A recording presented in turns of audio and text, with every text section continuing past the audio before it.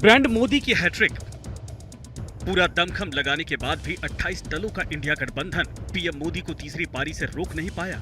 पंडित नेहरू के बाद लगातार तीसरी बार शपथ लेने वाले नरेंद्र मोदी दूसरे पीएम बनने वाले हैं और उनके तीसरे टर्म में ताकतवर विपक्ष का खेमा भी खड़ा हो गया है, वो भी 200 पार संख्या और हैवी वेट ताकत के साथ। इतना ही नहीं, कांग्रेस की सीटें भी 2019 के मुकाबले दोगुनी हो गई हैं। इसका असर ये होगा कि 10 साल बाद होगा लोकसभा चुनाव में मान्य नेता विपक्ष।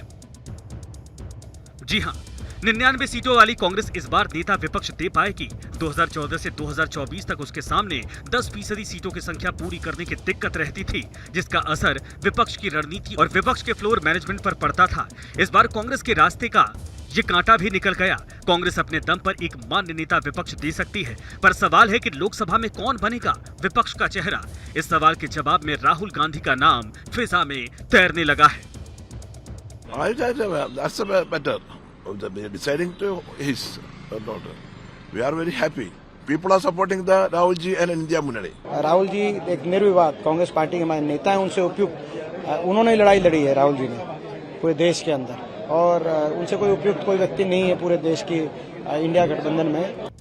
तो क्या वाकई राहुल गांधी लोकसभा में नेता विपक्ष की भूमिका निभाते नजर आएंगे? कांग्रेस के अंदर आगे की रणनीति का ब्लूप्रिंट तैयार होने लगा है, जिसका संकेत कांग्रेस के कद्दावर नेता मणिकम टैगोर की इस पोस्ट से मिला।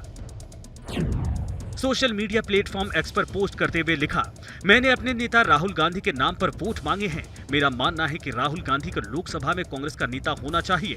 मुझे उम्मीद है कि कांग्रेस के अन्य सांसद भी मेरी तरह ही सोचते हैं और देखते हैं कि कांग्रेस संसदीय दल क्या फैसला करता है। हम एक लोकतांत्रिक दल हैं।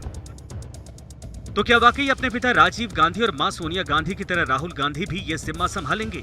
गांधी परिवार की ओर से अभी तक राजीव गांधी और सोनिया गांधी ऐसे दो लीडर रहे जिन्होंने लोकसभा के अंदर नेता विपक्ष की भूमिका अदा की। 1989 में कांग्रेस की हार के बाद राजीव गांधी नेता विपक्ष बने थे। गांधी परिवार से नेता विपक्ष बनने वाले वो पहले सदस्य थे। 1984 में 414 सीटों से सरकार बनाने वाले राजीव गांधी सेकेंड टर्म में हार गए थे। 1989 में वो अमेठी से सांसद बने थे, तब उन्होंने लोकसभा में नेता विपक्ष की कमान संभाली थी। 1 साल वो इस पद पर रहे। 18 दिसंबर 1989 से 13 दिसंबर 1990 तक तत्कालीन पीएम वीपी सिंह के सामने राजीव गांधी ही विपक्ष का चेहरा थे। राजीव गांधी के निधन के बाद जब सोनिया गांधी राजनीति में आई, तब उनकी सियासत विपक्ष से ही शुरू हुई।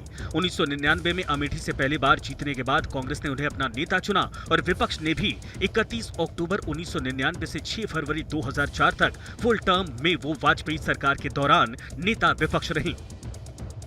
ऐसे में ब्रांड मोदी के तीसरे टर्म में विपक्ष राहुल को अपना चेहरा बनाता है, तो ये तय है कि लोकसभा में इस बार पीएम मोदी के सामने राहुल विपक्ष के सीट नंबर 1 पर बैठे नजर आएंगे।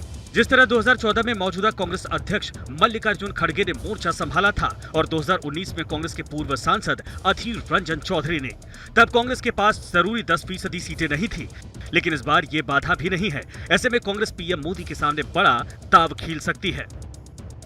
नेता प्रतिपक्ष हाउस बिजनेस एडवाइजरी कमेटी का हिस्सा होता है और इतना ही नहीं, ये एक पैनल के रूप में कार्य करता है जो कुछ प्रमुख पदाधिकारियों का चयन करता है। इसके अलावा उनकी भूमिका में प्रधानमंत्री और लोकसभा अध्यक्ष के साथ उसकी करीबी और नियमित बातचीत शामिल होती है।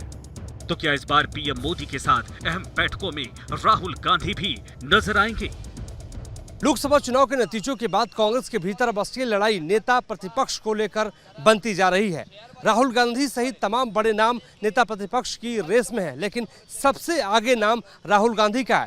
कांग्रेस पार्टी में तमाम बड़े नेता ये कह रहे हैं कि राहुल गांधी को नेता प्रतिपक्ष की भूमिका में आना चाहिए और संसद के भीतर जो है केंद्र सरकार यानी मौजूदा वक्त में जो सरकार बनने जा रही है उसके खिलाफ जो है बोलना चाहिए और अटैकिंग मोड में काम करते हुए दिखना चाहिए।